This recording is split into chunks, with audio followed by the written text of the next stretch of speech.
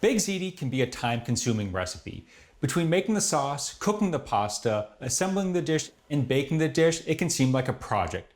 But I have a streamlined version of baked ziti that tastes just as delicious and can be made in one pan. In fact, I have the pan heating up on the stove right now, and it's a 12-inch cast iron skillet. Now we're going to be able to make the sauce, cook the pasta, and bake the final dish right in one pan. Super easy. But first we're going to start with our tomatoes. I have 1.5 pounds of grape tomatoes here. I'm going to add 1 tablespoon of extra virgin olive oil and a teaspoon of salt. I'm just going to toss that really well. Our tomatoes are ready, and now it's time to go on the skillet. Okay, I'm going to add this to our preheated skillet. Now it doesn't sound like much, but that skillet's really hot. It's saturated with heat, and it's going to start to char those tomatoes, which is going to build a ton of flavor in our sauce. And the idea is that we want to char these tomatoes pretty quickly, because as the juice is released from the tomatoes, it will inhibit browning. So we want to get that pan nice and hot right at the beginning and char the tomatoes. It'll be delicious. I'm just going to let those char, stirring occasionally for about 10 minutes until they start to break down and are nice and soft. But while that happens, I'm going to mince some garlic. Okay, I have 6 cloves of garlic here. So a fair amount of garlic, but it's going to add a nice flavor to this sauce. Okay, that's our garlic. Let's take a look at our tomatoes. Now we have some action here. Oh, that's great. And you can start to see all this charring on the tomatoes. So these are looking great. I'm going to let them go for a little bit longer, stirring occasionally until they're all nicely charred.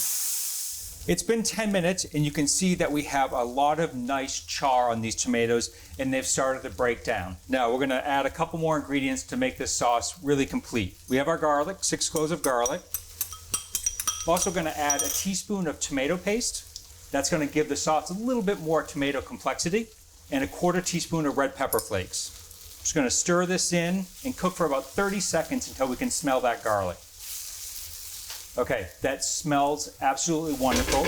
Now I need to break these tomatoes down a little bit more to create a sauce. So I'm going to shut the heat off, and I'm going to grab a potato masher, or should I say a tomato masher. And I'm just going to mash these down a little bit. Okay, that looks good. Now for our pasta. We're doing baked ziti, so we need ziti. I have 12 ounces of pasta. Add that right to the skillet, and 3 cups of water. Just going to stir this. You scrape anything off the bottom of the skillet. Now I'm going to turn the heat to high and bring this up to a boil.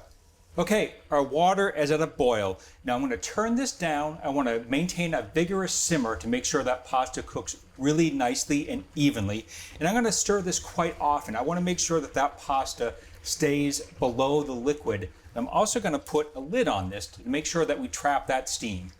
Okay, we'll come back in about 15 minutes and check on our pasta. It's been about 10 minutes. We should check on our pasta and give it a stir.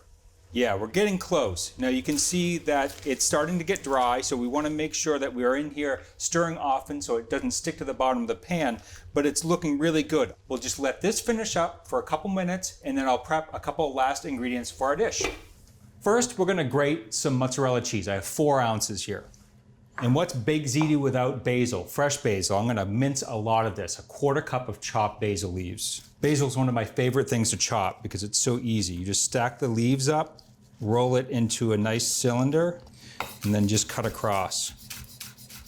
Turn that just 90 degrees and cut across it like that, just so I don't have really, really long, stringy pieces. So that's it. We're going to wait for our pasta to finish up, and then we can finish this dish.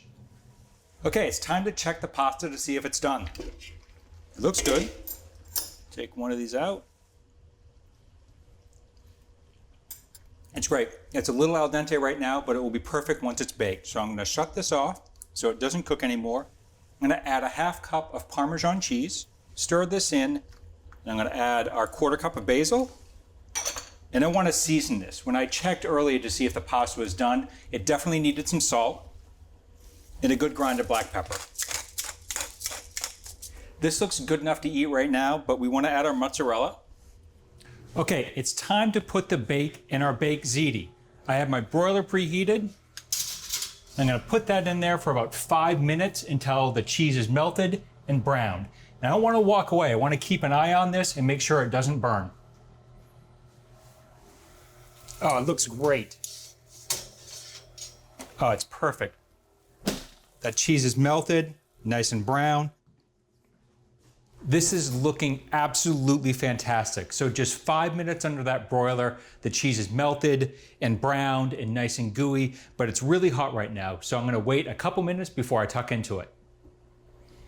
I can't wait any longer. I need to eat this. Look at that cheese stretch, beautiful.